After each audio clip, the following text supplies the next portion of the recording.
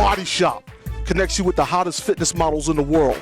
Learn the backstage secrets that the most successful bikini divas, fitness models, and bodybuilders use to dominate their competition and land on the covers of magazines.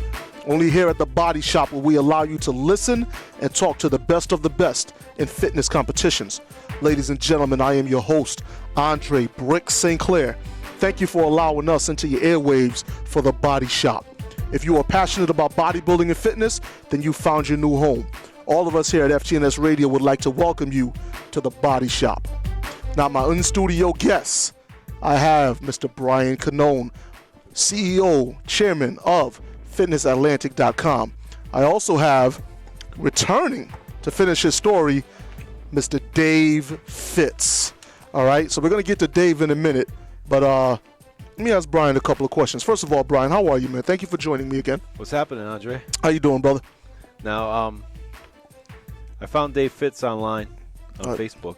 Okay. And he was friends with a couple other competitors who have done the show before. And I was taking a look at him, and he owns his own gym. So he had a lot of pictures on there, you know, training and stuff with his shirt off. Okay. I said, well, we got to recruit this guy. Nice. So when you say recruit, obviously that means that that Mr. Dave is going to be competing in the show April 16th at the Oakdale Theater, correct? Yeah, you know, the thing is, you know, we talked to him and stopped by his gym, checked it out, and he had to show him a few of how to do the mandatory poses for bodybuilding.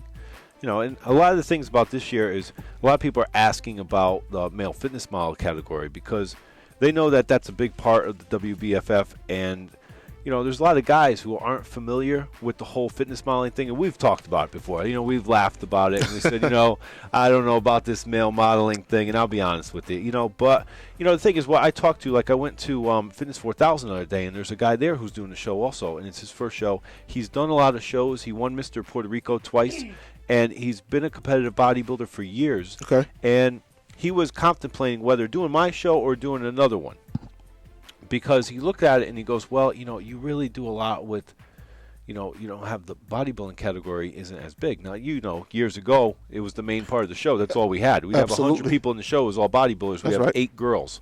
So through the years, we've had more and more girls. Now it's 80% girls and less bodybuilding.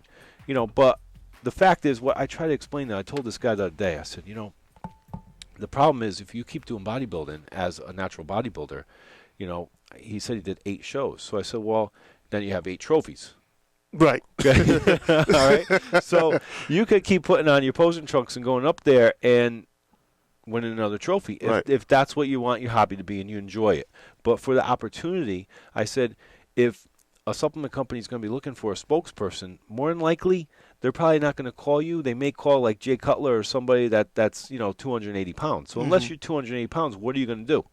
So he said, well, yeah, I guess so. I said, you know, he's also a personal trainer. I said, you know, I look at you, and I don't see a 280-pound guy. I don't see in my head bodybuilder to myself. I see a guy who's a fitness model. Okay. Whether you like it or not, you're more fit in that role of a fitness model where I can throw a pair of shorts on you and put you in any advertisement. For Under Armour, for anything mainstream, I can get you out there where that opportunity is going to come to you a lot faster if you consider yourself a fitness model opposed to saying, well, I'm a bodybuilder. Okay. You know, and it'll also probably give him a lot more clients, too, as a personal trainer. Because, you know, not to put down bodybuilding, we both love it. But the thing is, you know, we understand that you're talking about natural bodybuilders that most of them, I mean, you know, the heavyweight class is the less competitive of anything.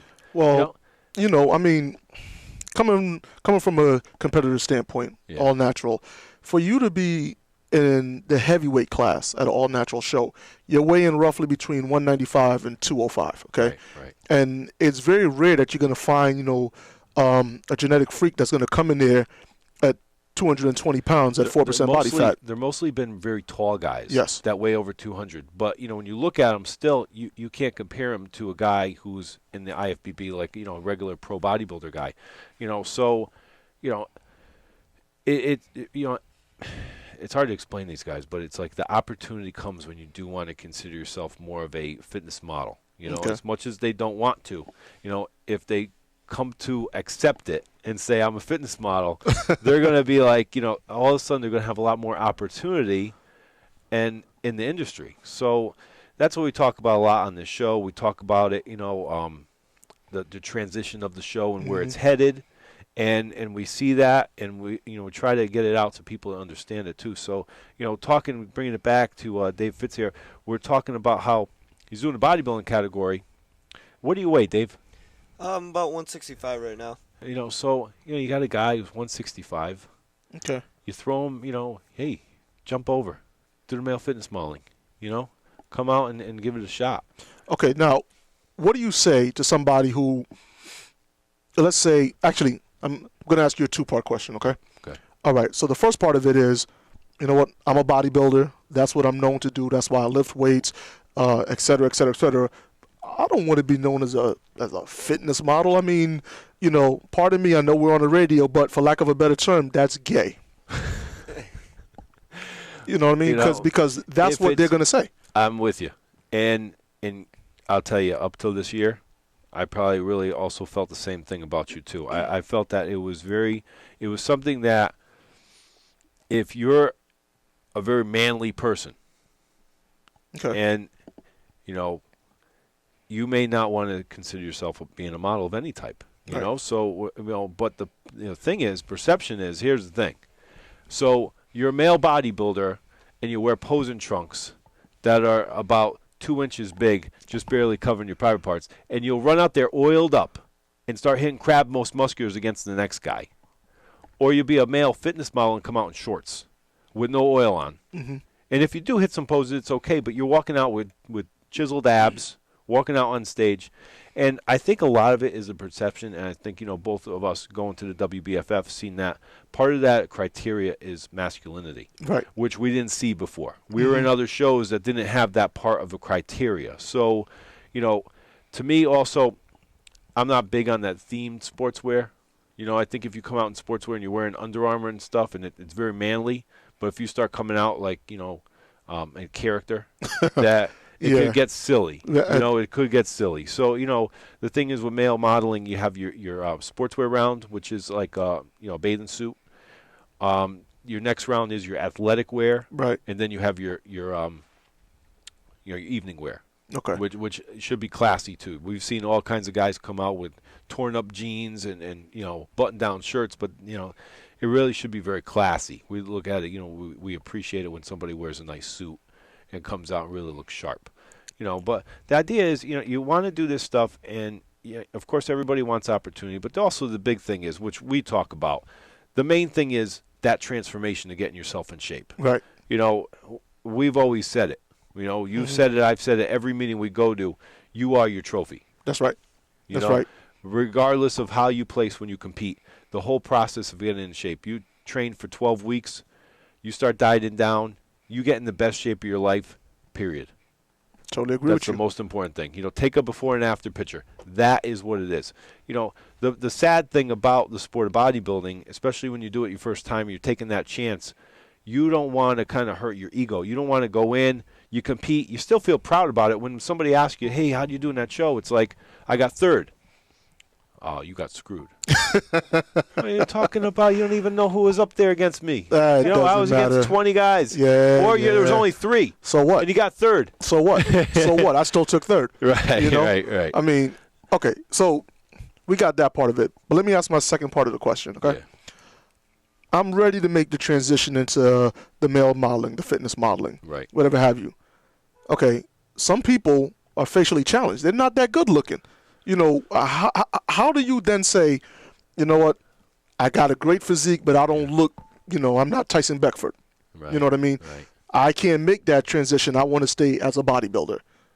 That's fine. You do what you want to do. It's just an opportunity for somebody like Dave here to say, hey, listen, you could stay in the bodybuilding, compete against guys wearing the posing trunks who, if they're not, what do you call them, facially challenged? Facially challenged. Okay. So, Dave, luckily you're not facially challenged, so you can actually do both. Okay.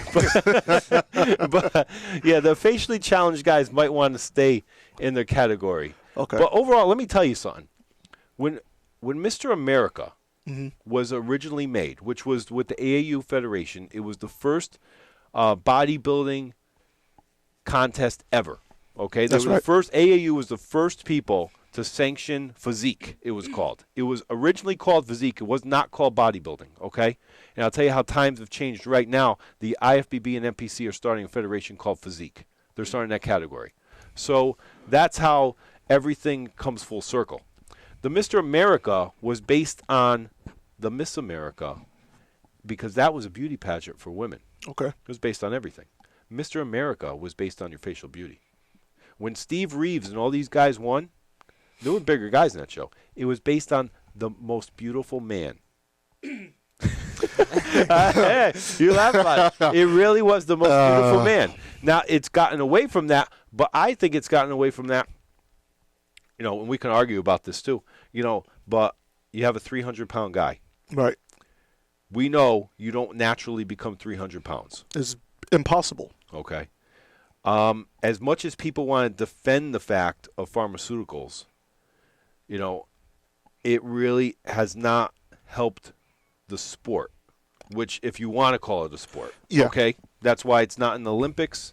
That's why it never will be in the Olympics. And these people, I want to be hopeful about that. You know, the thing is, it's a physique competition. But when it starts to come back, and you'll see it coming back full circle right now, and we're seeing it with this male fitness modeling, the thing is blowing up. And you're going to see less and less people doing the hardcore bodybuilding. Plus, you know, to really want to become professional, you have to really be willing to risk your life, you know, and become like a steroid junkie. Right. You know, you really do. Because these people are buying out of suitcases, they're buying out of backs of trunks of cars, they're buying out of gym, locker, gym bags. Right, right. So what are you really getting? You know, I mean, it is illegal. Mm-hmm. And, you know, people can, you know, defend it and say what they want about it, you know, but, you know, and there's a lot of people doing it. They can say, you know, that's how they try to justify it, too. They get so wrapped up in hanging around with these other bodybuilders that they start to think that it's okay. Well, everybody's doing it. So then they justify themselves to start, you know, shooting up on it, you know, but the thing is, if you want to stay healthy and you want opportunity, you have to look at, well, where are you right now? What is your situation? So if you're 165 pounds, 170 pounds, you know, and you want to compete in bodybuilding, you can if you want to keep it as a sport. But once you start really saying, well, can I have a career at this thing? You know, what kind of opportunity is going to be out there? You may want to kind of be more open-minded about it and say, okay, let me take a look at all the opportunities and where I can go with this. Right. You know, so we're starting to get these people to say, you know what, let me jump over. Right. You know, and I think if we do keep it masculine and we do keep it cool, and you will start to see that category grow, which we are. We're definitely seeing that category start to grow. So, yeah, when we get back to Dave here, you know, he owns a gym. Okay. It's in Wilkett, Connecticut. All right. And he has an interesting story. I'm sure he does, but hold on. Yep. Before we get to a story, you know, let me bring Dave in, okay? Because, you know, I really don't want to dominate the whole show with just, you know, us two talking about criteria, so on and so forth. So I actually do want to get to Dave's story. So Dave, welcome to the Body Shop. You know, What's going on? I mean, you know, we just doing it. You know what I mean? All right, now you do have your own gym, okay? And you have a very, very unique name for that gym. Tell us what it is. It's called Total Fitzness. Total Fitzness. Yep. Fitz. NESS. And the way you came up with the name was actually based off of your last name. Right. All right. Now, did you go through many choices of that name, or was that the only name that you stuck with? Actually, I had like a few gyms before, but they were never like official, so, like open to the public. The original Total Fitzness was in my shed, and then it moved to my basement. And then I just had too much equipment, and I was like, screw it, I gotta open a place. Nice. Okay, now. You're jealous, aren't you? You want never that. Brixness Fitness is good. Brixness? Man, that sounds too much like Princess, man. You know, I'm just sticking with just, you know what I'm saying, just plain old bricks right here. Gym.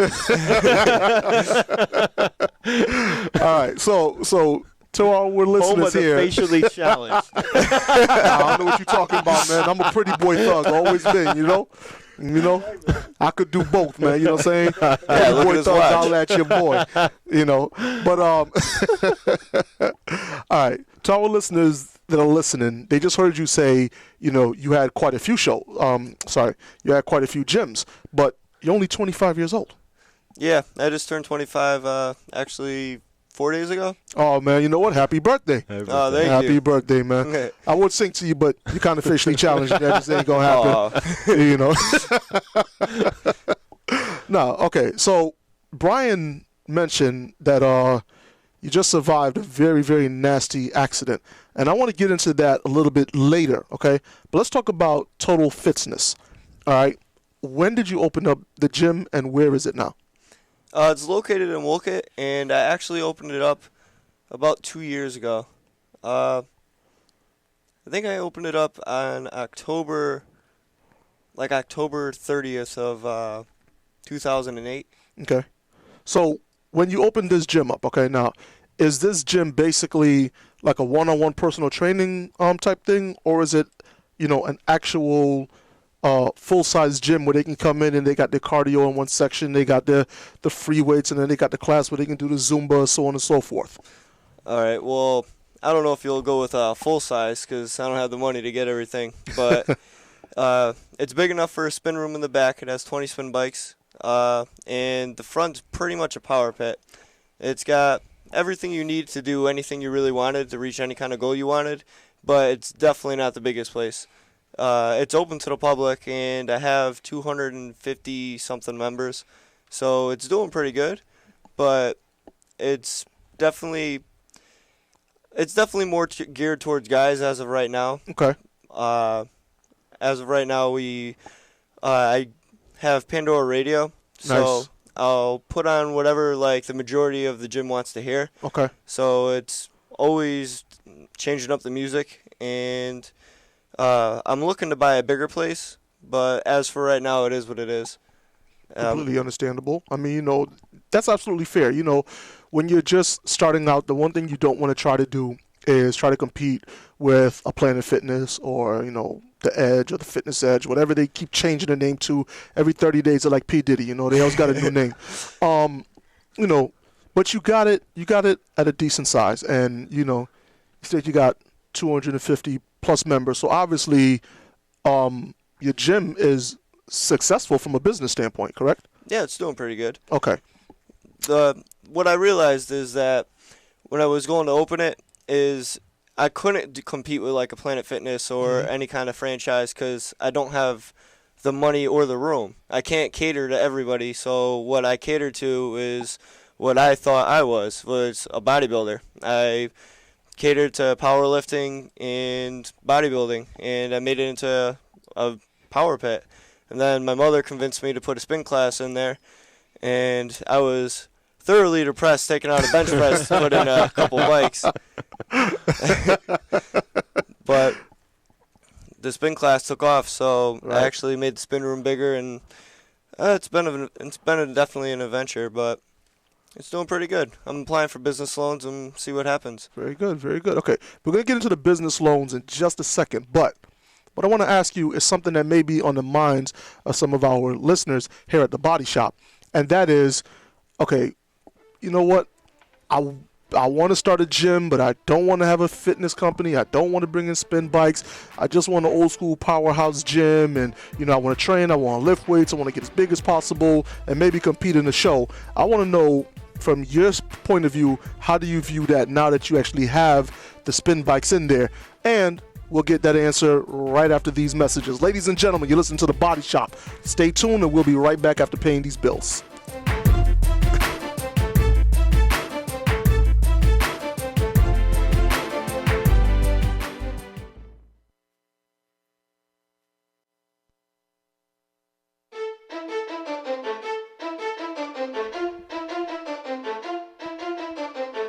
Yeah! Welcome back to The Body Shop. Once again, I am your host, Andre Brick St. Clair. My in-studio guest, chairman of FitnessAtlantic.com, Mr. Brian Canone, and the owner of Total Fitness, Mr. Dave Fitz. Now, Dave, before the break, I briefly touched on what was the transition like from making your gym, taking it from a gym to an actual fitness center, where somebody might say, "Oh man, here we go. All these fitness places are taking over. I just want to find a place where I can, go throw around some 200-pound dumbbells, and this guy got spin bikes and all this and that." What was the transition like for you when you actually saw your business grow from taking it out of a gym and making it into a fitness center?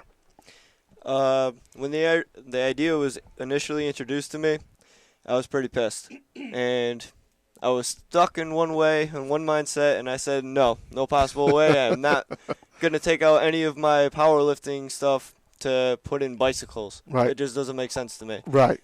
But then we mapped it out, and I had a bunch of different people come in and map it out, and I had a couple people guarantee me they would get memberships if I were to put that in. And as soon as I seen it come full circle, I was like, all right, let's do it, see what happens. Okay. Now, see, that's very interesting, because you're going to have the people out there that say there's no more gyms that cater to us. You know what I mean? I want to go in there, I want to, work out and just hit the weights and train and go home, and I don't want this and I don't want that and I don't want that. What do you say to people like that? I say you're wrong. Come check my place out. Well, I'll tell you, Andre, the thing is, through the years I've worked in a lot of different gyms. I worked at World Gym for 8 years, Ultimate Fitness for 10, and, worked in Planet Fitness. The thing is, it is a business, and the way you want to look at it is you could be unique. There could be, a pizza place that you go into that's just basically only carry pizza. Right. We go to Pepe's, there's a line out the door, and it's because there's a certain pizza, there's a certain type of marketing that's done about that place that has a line outside the door all the time. It's not the cheapest place, but there's an atmosphere that's created. And a place like that can survive, but it can't survive everywhere. It could be that unique that there's enough people in that area that really like that business that will keep going back. You could try to create that uniqueness, but it's not always something that could be done. With a fitness center, the thing is, if you got to look at what your target market is. So if it's just guys that are going to lift, can you find enough of those guys to come in? The thing is, you're cutting out so much of the people. When you eliminate women from your place, right? It really makes it hard. The thing is, too, think about this. Guys will go where the girls are. I agree. So, I was driving here with Dave, and I said, if you do cater to women, you're going to get more guys. Right. So it's something to look at. Some guys are out of hand, and they've been that way through the years. Even the clubs I've run, it was a World Gym. Mm-hmm. If you were throwing dumbbells and screaming your head off, I would come up to you and pull you to the side and say, I need you to chill out. Okay. To a certain degree, you can't have people get out of hand with it. The thing is, we do know that Planet Fitness is really playing on that role, mm-hmm. and they're very successful at it, and that's because people really are intimidated. I mean, there's hundreds of thousands of people are joining this place that are coming out of the marketplace to join, not just because the price is cheap, but also because there's a certain element. Right. Those things we joke about do work. Right. So understanding it can make you more successful if you understand where it's at. You don't mm-hmm. have to agree with it. We mm-hmm. joke about it in a way, but I'll tell you what, that's the most successful fitness franchise to date right now. I agree with you. So the thing is, you have to understand the marketing and what's going on with it so that you can educate the people who are in your club that really want to be serious, whether they want to be bodybuilders or not. You can't go in there. And, there's a place that opened up not far from us, too, that they're throwing around these medicine, not medicine balls, but like those, they're doing like the strongman competitions. Yep. You're really, really making your niche smaller and smaller and smaller. Mm-hmm. The fitness niche isn't that large. I mean, there's 80% of people, just in general, do not go to a gym. That's true. So how do you pull in those people? They are intimidated to go. So the thing is, you want to kind of find, you don't want to be the middle guy either. mm-hmm. Like we're talking about all these big chains coming in, it'll be hard.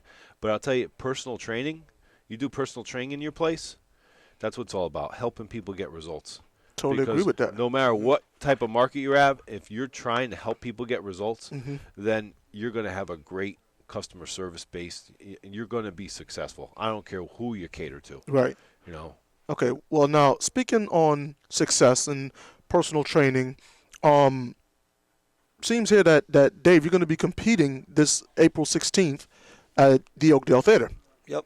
Okay. Now, how do you, as a business owner, okay, actually, when do you find the time to train?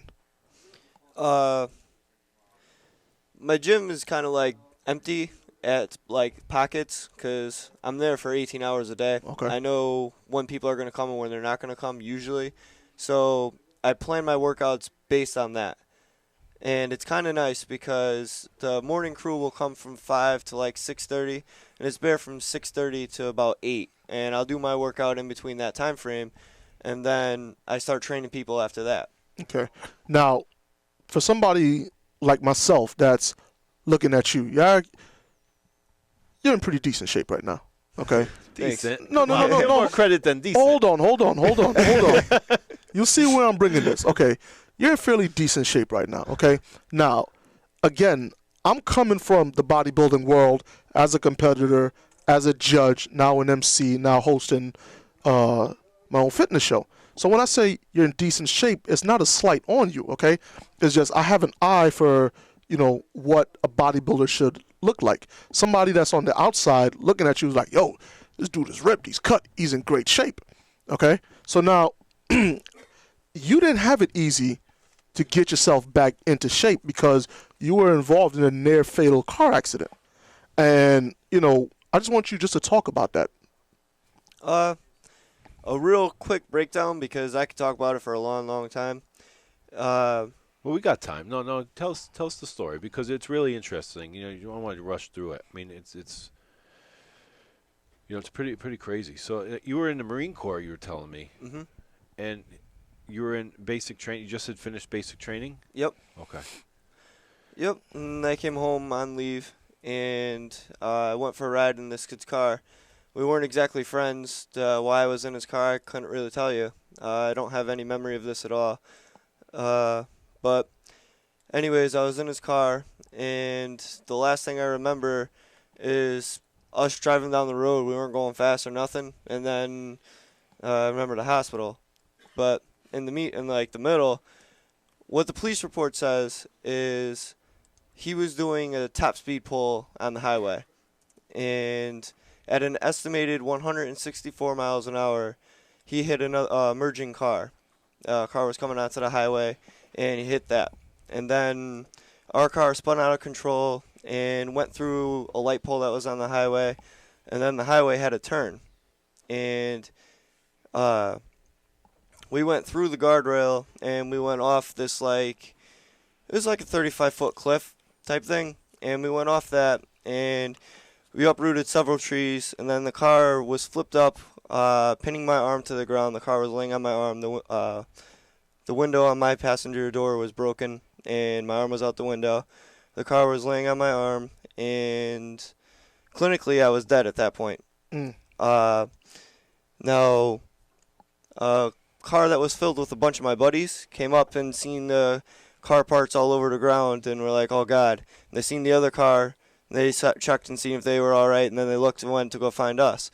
Then they seen us, and my buddy Matt climbed down the hill or the little cliff thing to go and find me or us. And he got to the car, and they were the ones who called the cops and whatnot. And clinically, I was dead when they found me, but I was brought back to life in my Lifestar helicopter ride back to the hospital. And during that time, I was in a coma for 27 days. I clinically died 3 times. I've had 2 heart attacks, 8 strokes, more seizures than you could count. I was epileptic. I had 2 herniated discs in my back. I had feeding tubes, catheter, breathing tubes, mouth wired shut. I've been to hell and back. Believe me when I say. I was paralyzed for 9 months. I lived in the hospital for over 2 years. Now, a lot of people, when they hear you were paralyzed for X amount of time, they think that as soon as you were out, when they look at me, they're like, oh, you were out and then you're out running marathons. Right. Not exactly. When you weren't paralyzed, you can move your finger. No, Okay. you're no longer paralyzed, but you still are in a wheelchair. You still can't walk. You could still barely like function for say. Okay. Now, were you training prior to the accident? Yes. Okay. So obviously that kind of kept you in some decent shape. Like, if that accident would have happened to somebody that wasn't trained, that didn't have, the muscle on them, they probably wouldn't have been brought back to life. Mm-hmm. Okay. Now, about how long did your recovery take, though? That's hard to say. Mm-hmm. I lived in the hospital for about 2 years, a little under 2 years. Wow.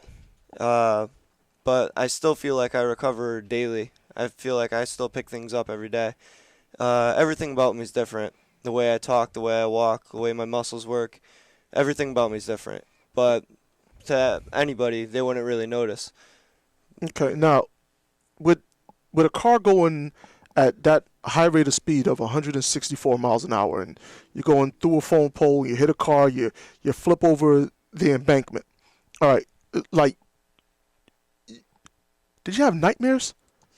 No, I have no memory of it. So I don't know if it's a good thing or a bad thing, because I would really like to know what happened. Mm-hmm. I would. It really bothers me sometimes, but other times I don't. I live my life like to the fullest. Every single day I'm thankful for that day.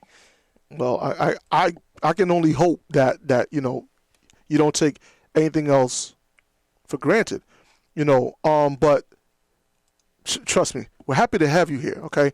And it's kind of emotional to actually hear this type of story. Now some people may be like, I wonder if he's sensationalizing it.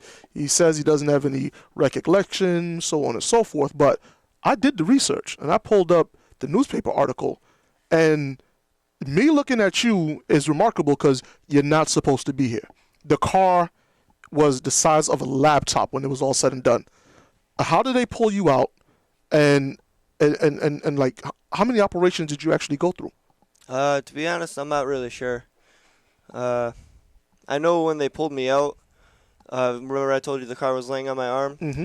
Well, there must have been a fire somewhere, but they had to flip the car back over to get my arm out from underneath the car because the car was pinned on me. Okay. So they got the driver out of the car, which he was fine, by the way. He walked away with a scratch on his face. Wow. But anyways, the car was pinned on my arm. When they flipped the car down to pull me out of the car, the whole car exploded because gas tank was leaking or whatever. But the car exploded and I was burned alive. And you wouldn't be able to tell from all my skin grafting and whatnot, but I had road rash over, I don't know, maybe 8% of my body. I was burned alive. Yeah. I'm telling you, right here on the Body Shop, I'm looking at this man, and if he did not tell me this, and if I didn't actually research it and see the pictures, I would say you're lying. You know what I mean? No, I'm serious, because when you say you got burned, okay, and you had your skin grafts, I'm looking at your skin.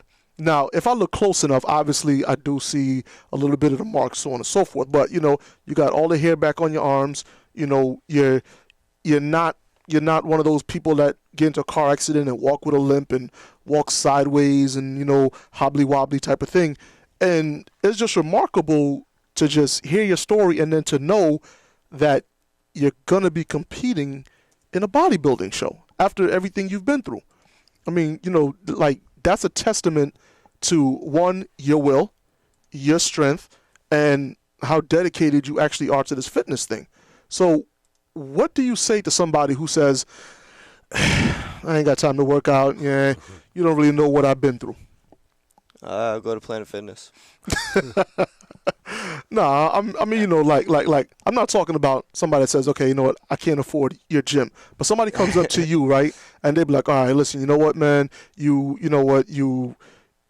in decent shape, but I broke my leg in a car accident, I walk differently, and I can't squat, I really can't train. I don't know if getting back in shape is really for me. From somebody with your personal experience, what do you say to that individual? I would tell them they're the beholder of their future. Everything that is going to happen in your life, you bring on yourself. So you could either believe in that, or you could stand up and fight back. It's one or the other. If you're going to train, then I don't see any reason not to push your body to its limits. Because I don't believe in training for second best. Right. I mean, it's hard to make a claim that you are the best, no matter who you are. But I don't believe that there's a point in going to the gym if you're not going to push yourself.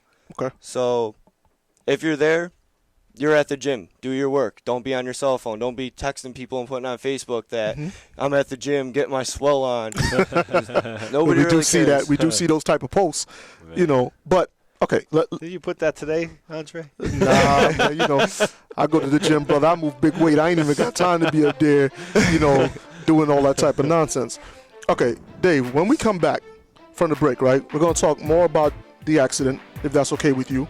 We're gonna continue to talk about your gym, where it is, you know, how can people get in touch with you, and then I'm going to have Brian piggyback in, and you both are going to talk about the show coming up April 16th at the Oakdale Theater. So we here at the Body Shop invite you to tune in right after this commercial break, because we'll be right back after paying some bills.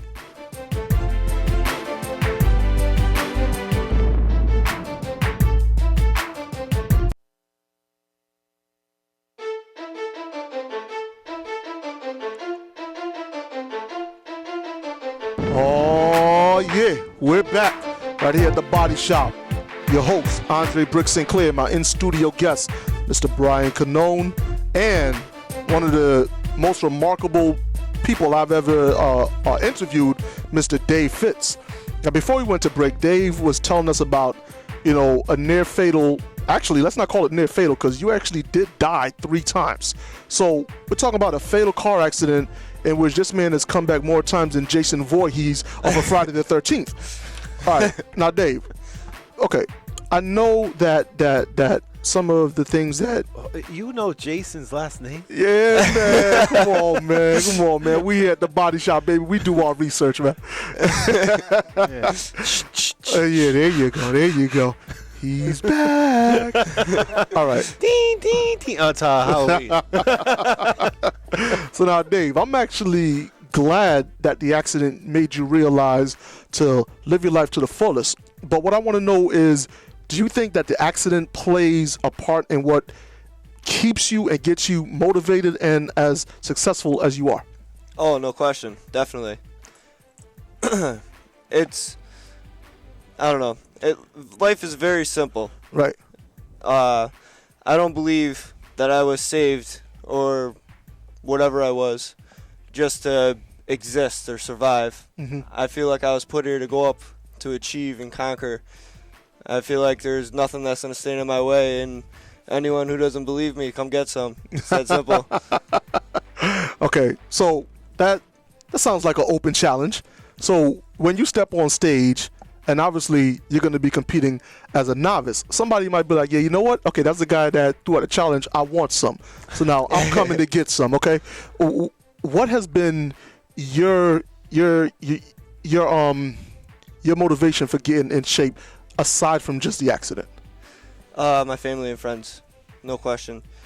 Every workout I do, I dedicate to somebody, because everybody has played such a huge, role in my life, and the impacts they've made, the least I could do is lift in their honor. And believe me, I'm not going to give up when I'm 1 rep shy of whatever my goal is. You know what I mean? Totally agree with you. Okay, so now, as you're getting ready to compete this April, okay, and it's going to be at the Oakdale Theater, which is one of the few natural bodybuilding shows to ever take place in a venue this big. Okay, now I understand that this is going to be your first show. So most bodybuilding events, what they do is they take place in a high school auditorium. They put a fancy title behind it. Big man muscle championships, blah, blah, blah, blah, blah. You're going into one of the premier bodybuilding fitness competitions, okay, in the entire New England region, which is being promoted and put on by Brian Canone. Now, Brian, with somebody like Dave that's coming in, okay, and his story and his motivation and the shape that he's in now, all right, with the with the transition that the bodybuilding is actually making more so into the fitness modeling, right? Mainly the main modeling. Okay, do you think it would be in his best interest to mainly compete as a bodybuilder because of his gym, or can you see somebody like Dave actually, making that transition more towards the fitness modeling? Okay, I'll tell you honestly. Yeah, bodybuilding is great and we love it, and I think he should do bodybuilding for a hobby. Okay, and I think he should jump into bodybuilding and try to do his best to see how he competes because he's very competitive. All right, and then I think he should shoot with somebody like Jason Ellis that we talked to on the show. Right. Shot over 100 covers. This guy will take some cool pictures of you, make you look outstanding. Because when you go back to your gym, what you don't want to do, and I heard you when I first went to meet him, he goes, I want to compete so many times and fill this place with trophies. And I'm thinking, okay, that's going to put you out of business, okay? All right, so you may want to do that, and it's cool, but everybody's going to walk in and go, that guy has the biggest ego in the world, okay? I could care less about that guy. Because like we talked about, Kevin Topka, our friend, he took the trophies out of his window to get more clients. So these are the things you have to start to really look at and say, okay, what do I need to do for my business? For his business, I think he should definitely do the male fitness modeling, because when you have pictures of yourself on stage as a male fitness model, people are going to be more accepting, okay? Because we know what bodybuilding is. We know what natural bodybuilding is. We understand it, but the general public does not. Right. And if you do make a cover of like Men's Fitness, or you're in a publication as a male fitness model, it's going to give you more credibility than being published as a natural bodybuilder in a smaller publication. So you want to take a look at your career, which we've always talked about on this show, and where you can go with this. You're going to see a guy like Mike D'Angelo, who we had on earlier on another show, and he's a guy pretty much in the same grouping as you. I mean, he's a great bodybuilder, but if you look at this guy with clothes on, you're going to think, yeah, he's a male fitness model, which he was endorsed to be, not to be a bodybuilder. When he had the EAS contract, he was done as a model. So, you got to find where you're going to fit in best and what's going to help you overall. So that's what we love to bring you on and talk to you about it here, so that you can understand where this opportunity is, not only for yourself, but in your business. And this is a main thing about what this show is about, and why we're doing this today, and why we show up every night and we get on the radio to talk to guys like you, so that you can have a bigger understanding of opportunity that's available for you. And that's why I say do the bodybuilding. Andre loves bodybuilding, talks about it all the time, okay? And we both love it, but at the same point, we're like, hey, let's take a look at where's the true opportunity for a guy like you. Right. How could we make it better where you become more popular, and at the same point, you get better clientele, more clientele. And I hate to say better clientele, but I do mean like start drawing in women into your place. Because you are going to get more members. You're going to take that 250 members and go to 500, because now you're catering to women. You're going to get more guys, but you're going to get those girls. And the girls are going to make up a huge part of your demographic of your club. So, by doing that and then competing as a male fitness model is going to open up more things. If we keep it manly and keep it, It has to be kept manly. I mean, I'm speaking from a bodybuilder standpoint. I'm speaking from a powerlifter standpoint. I've done it all. It's I'm telling you, the stigma that they have about the fitness modeling is, okay, yeah, he's in great shape, but I don't want to look like that. Exactly. Let me tell you one thing. And look at something like that. There's ways to really take a look at these different female males, brother, males. Well, it's attracting the females, okay? Okay, you want to attract females. You don't want to attract homosexuals. Now, and the reason I say that is because, and we've talked about it at your gym, there's a guy who was following you on Facebook that you banned off your page. And it's the same thing. You're not looking to get 1 million of those guys to follow you, because they're not going to join your gym either. You want it to be where you're looked upon in a certain way that, you said it, control your destiny. You control how you want people to look at you also. If you have 1 million pictures on your page, and it's you in posing trunks, and that's all the people are seeing, they're looking at you saying, okay, this guy's just he's a bodybuilder guy. Right. Now, you start showing yourself like a fitness professional, and you're going to open up that area that you have a lot more. So people are going to see you as the guy that owns a fitness center that gets people results. So you're showing more before and afters of your members. You're showing the results that your members are getting, and it's not all about you.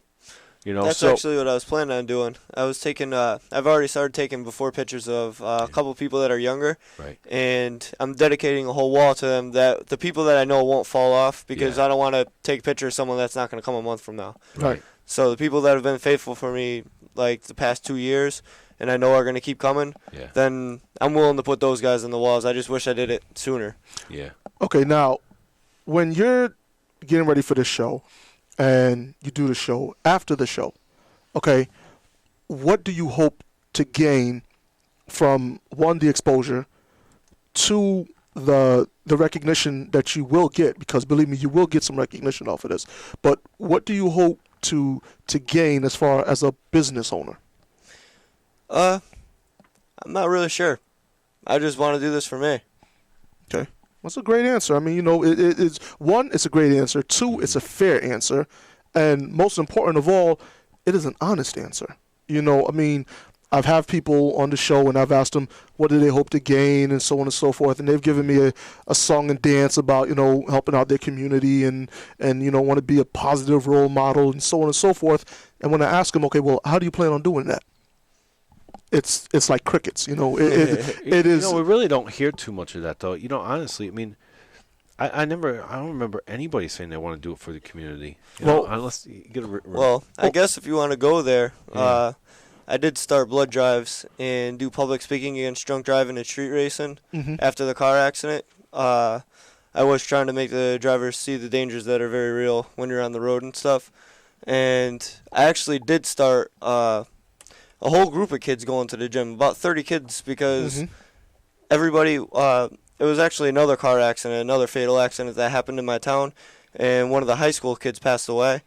And I went to the high school, and all the kids were like crying out in the football field and whatnot, and I had a truck. So I grabbed them I made this inspirational speech and motivational speech, and about 30 of them stood up and were like, let's go to the gym. Let's do this. Right. And then... Now, when I mentioned earlier that I've talked to people and they said they want to do it for their community, they want to do it, to help people out. You know what?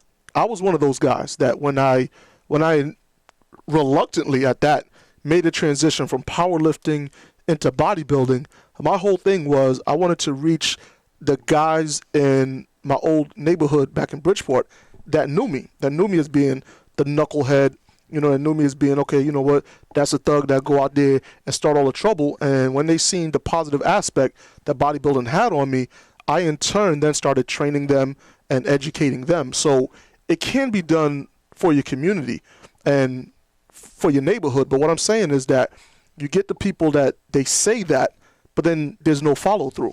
Okay, obviously you with the blood drive and the go into the high schools and stuff like that is a great thing. Okay. What's actually pretty cool? A lot of my members are high school kids. Right. A lot of high school guys. And they come after school and they talk to me and they hang out.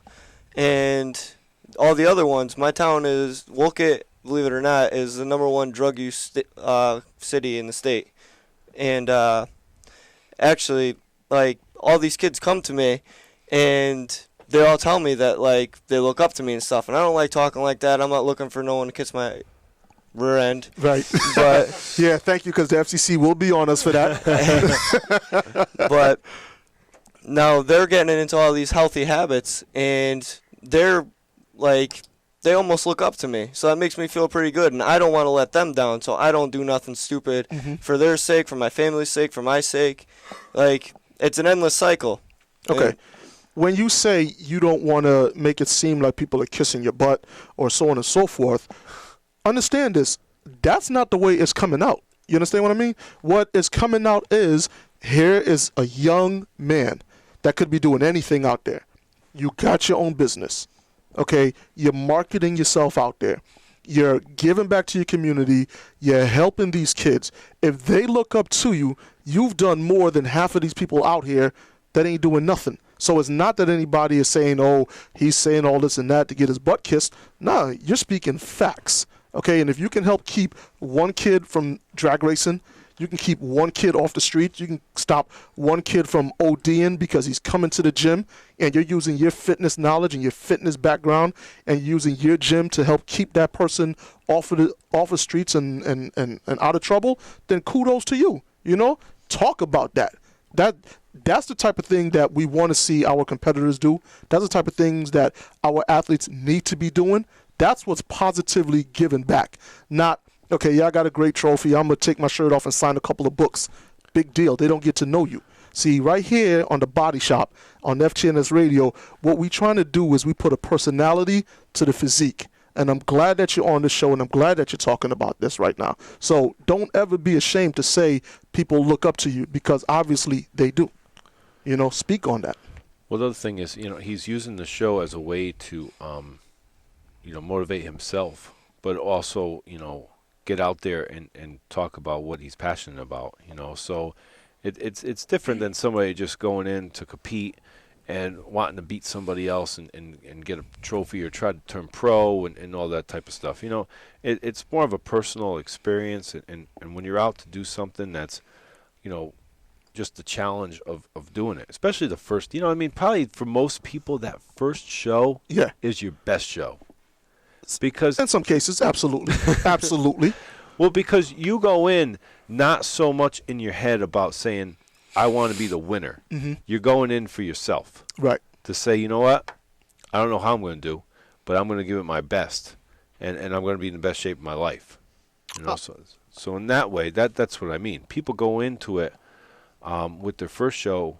I've seen more people, you know, try more in a way and come across more like sincere about what they really want and to accomplish something than to get caught up in the game of this sport and trying to win trophies and turn pro. I definitely agree with you. Now, Dave, once again, somebody wants to come and train with you or they want a membership, give them your information, please. All right, my gym is located at 2 North Street, Wolcott, Connecticut, 06716. Is there a website? Currently, no, but you can find me on Facebook at Dave Fitz, and my gym has a Facebook too, but they won't let me put it as Total Fitness, so I have to put it as Dave Fitz again, but it has all my gym stuff on there and all my gym information. All right, ladies and gentlemen, we at the Body Shop would thoroughly like to thank one of the most inspirational speakers that we've had thus far, Mr. Dave Fitz of Total Fitness. We'd like to thank Brian Canone for coming out. Please visit fitnessatlantic.com for more information regarding the Fitness Atlantic Championships, April 19th at the Oakdale. I apologize. Hey, you're going to be 16th. Hey, I'm making sure you're paying attention. You'll be at the wrong place. You'll be calling me up. Hey, where are you? Oh, forget you. I'll take your number right out. Hey, listen to me. I'm making sure you're paying attention. I done mentioned it 7 times on the air, all right? April 16th at the Oakdale Theater. Don't worry about me messing up. I'm your man. Once again, man, the best of the best. Listen to FTNS Radio. I am your host, Mr. Bricks, Andre St. Clair. I'll see you when I see you.